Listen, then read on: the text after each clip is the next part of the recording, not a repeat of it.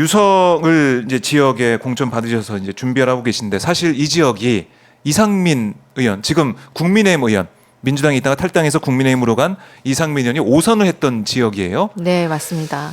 이상민 의원 5선을 해오면서 사실 뭐 탈당했다가 다른 당 갔다가 다시 민주당 복귀하는 그런 과정도 있었고, 그러니까 그 말은 뭐냐면 이상민 의원 자체가 그러니까 지역 기반이 탄탄한 게 아니냐 이런 평가가 있을 수도 있고, 맞습니다. 네, 네.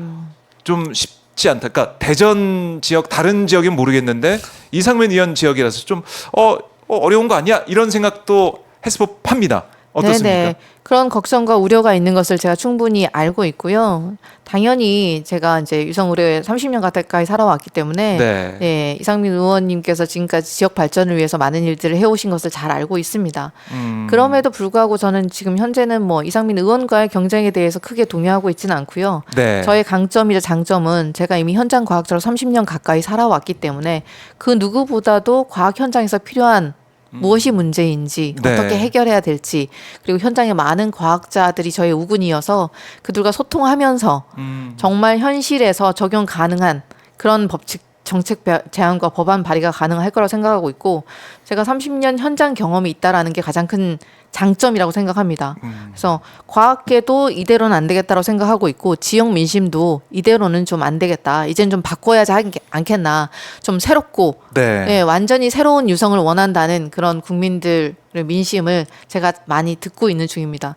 제가 말씀하셨던 것처럼 뭐 이제 막 정치 신인이고 그렇죠. 사실 많은 것들 배워가야 되고 네. 동별 현안이나 이런 것들은 이제 많은 분들 만나서 소통하고 의견을 청취하고 있는 중입니다.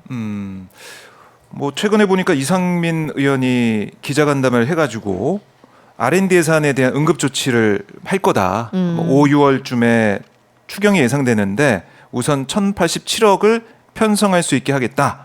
그러니까 25개 정부 출연 연구기관의 젊은 핵심 연구 인력 확보, 고용 불안 해소에 필수적으로 필요한 예산을 확보하겠다. 이렇게 또 얘기를 하더라고요. 네네. 아마 이제 과학기술계가 반발하고 있으니까 여기에 대해서 또 예산 증액, 추경 이 얘기를 하고 있는데 어떻게 보고 계세요? 이상민 의원의 이런 움직임? 네. 과학기술 R&D 예산 삭감이 잘못되었다는 그 대의에서 공감하시고 계신다고 생각을 하고요. 그런데 이제 그 일을 왜 지금 한다고 그러신지 모르겠어요.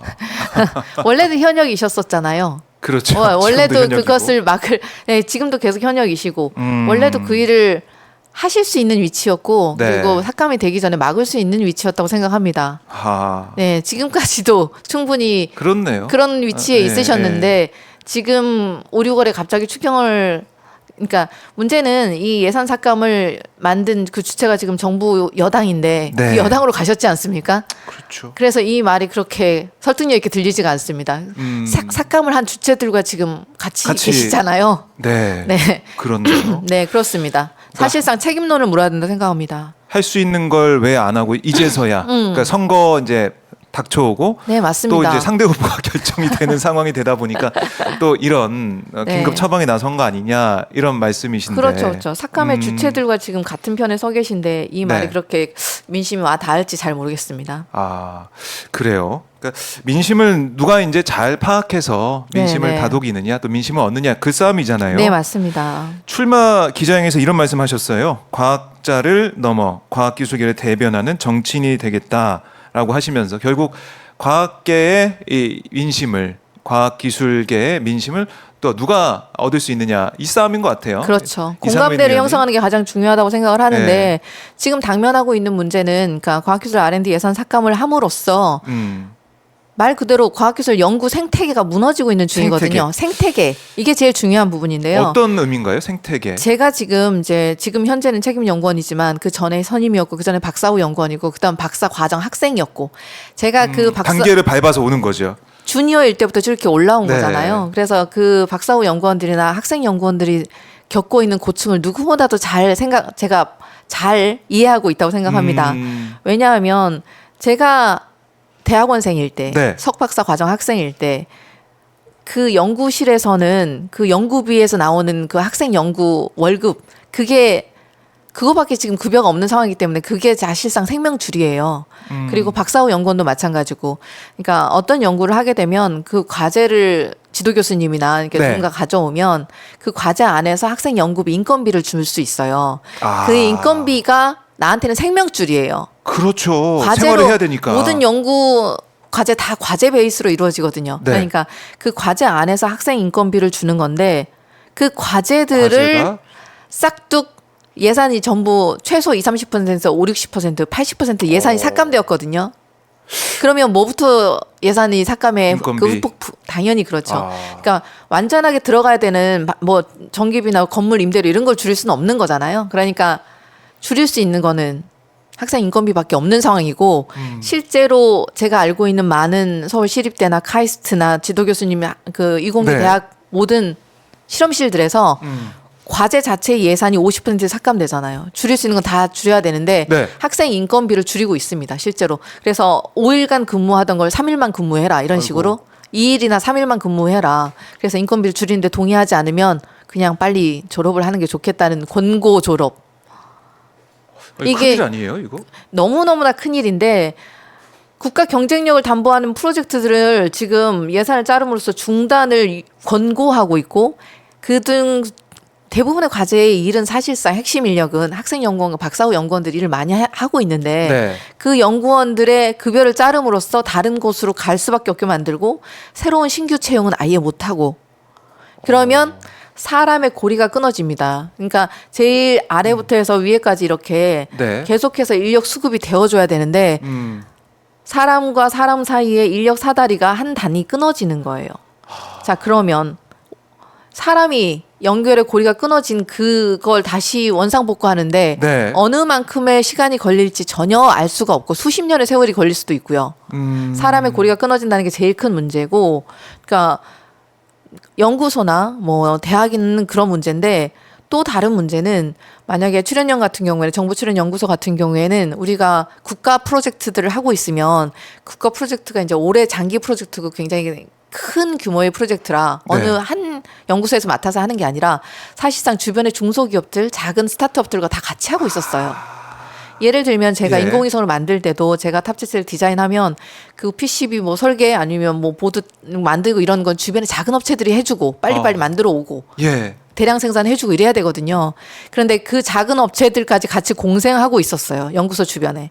우리가 힘들면, 우리가 과제가 끊어지면 주변에 있는 과제들까지, 주변의 작은 기업들도 연속으로 다 큰 타격을 입게 됩니다.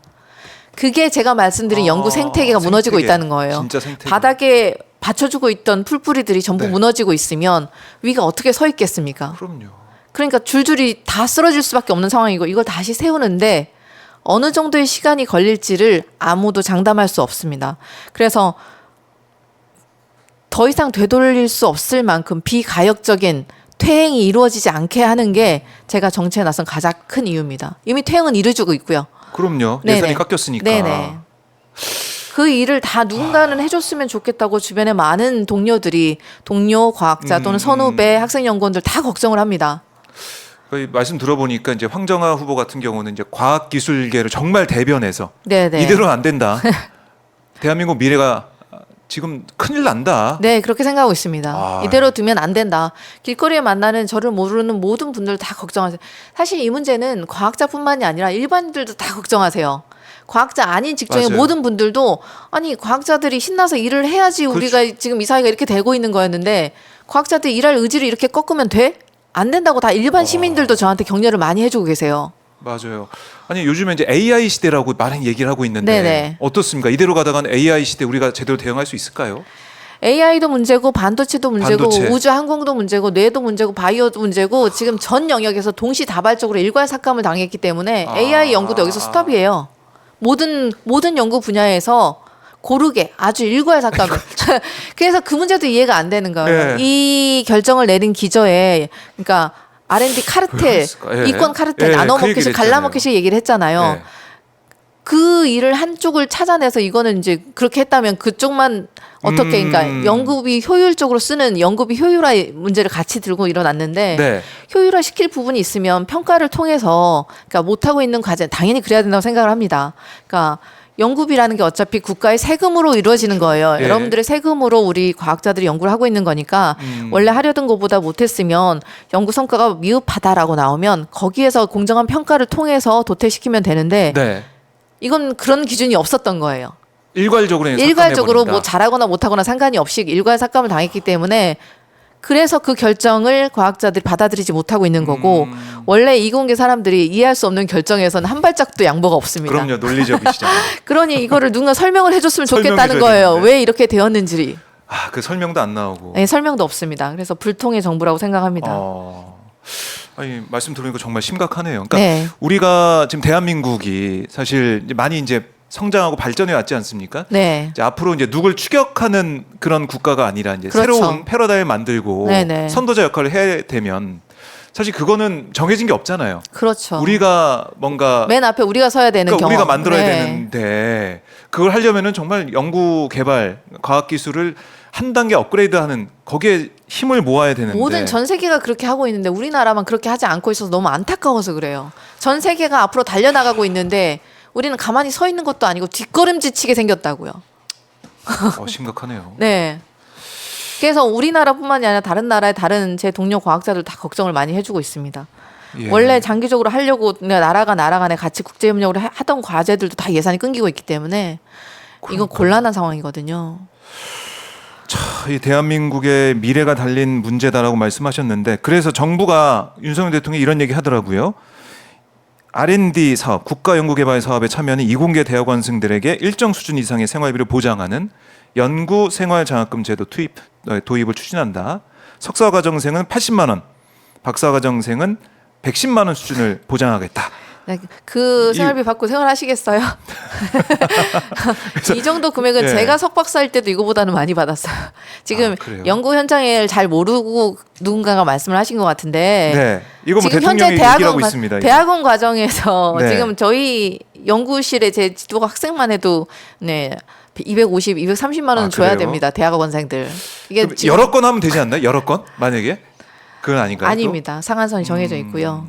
어쨌든 이거를 왜 그러니까 이 정도 생활비로는 일단 네, 생활이 유지가 불가능하고 네. 네. 그리고 모르겠습니다. 이걸 이게 이런 가능할지. 정부의 이제 대책이라고 할까요? 네네. 연구생활 장학금 제도 이런 게 도입이 된다고 하더라도 과학기술계에서는 글쎄. 잘한다 박수 쳐주기는 아니요. 쉽지 않다. 다들 의아하게 생각하고 있습니다. R&D 예산 삭감을 한 정부에서 나온 아니잖아요. 이게 네. 그게 이게 제대로 진행이 될 건지도 모르겠고 이 정도 예산으로는 일단 생활비로는 턱없이 부족하고 이거 외에도 과제에서 연구비 학생 연구비 지원 더 들어가야 된다는 얘기인데 네. 그 과제가 없는데요.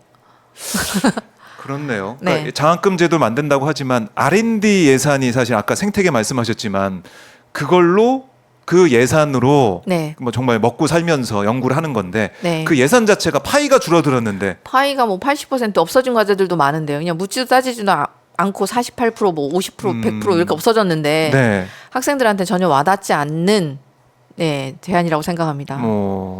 그런데 파이 자체가 줄어드는 거 이걸 이제 복원을 해서 더 이제 늘려가면서 해야 되는데 네. 그게 아니라 그거는 팍 줄여놓고 아니 장학금 줄게 이렇게 하는 것은 그렇죠. 이해할 수 없다. 네네네.